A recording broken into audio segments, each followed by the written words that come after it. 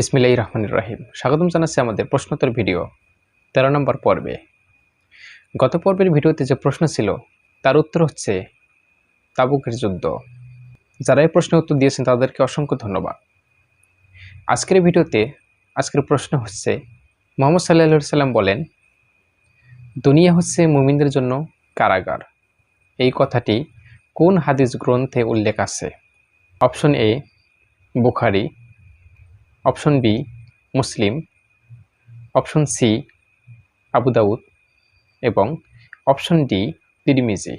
বরাবরের মতোই বলবো, যারা এই প্রশ্ন উত্তর জানেন তারা অবশ্যই কমেন্ট করে জানাবেন, আর যারা জানেন না তাদেরকে পরবর্তী ভিডিওতে জানিয়ে দেওয়া হবে। সঠিক উত্তর দাতাদের মধ্য থেকে প্রতি মাসে একজনকে বাছাই করে বিজয়ী করা হবে এবং ইসলামিক একটি আকর্ষণীয় উপহার পাঠিয়ে দেওয়া হবে তার ঠিকানায়। তাই নিয়মিত আমাদের ভিডিওগুলি দেখুন এবং সঠিক উত্তর লিখে দিন কমেন্টে। এরকম ভিডিও পেতে আমাদের পেজটি ফলো করুন এবং ট্রু ইসলামিক লাইফ চ্যানেলটি সাবস্ক্রাইব করুন। ধন্যবাদ।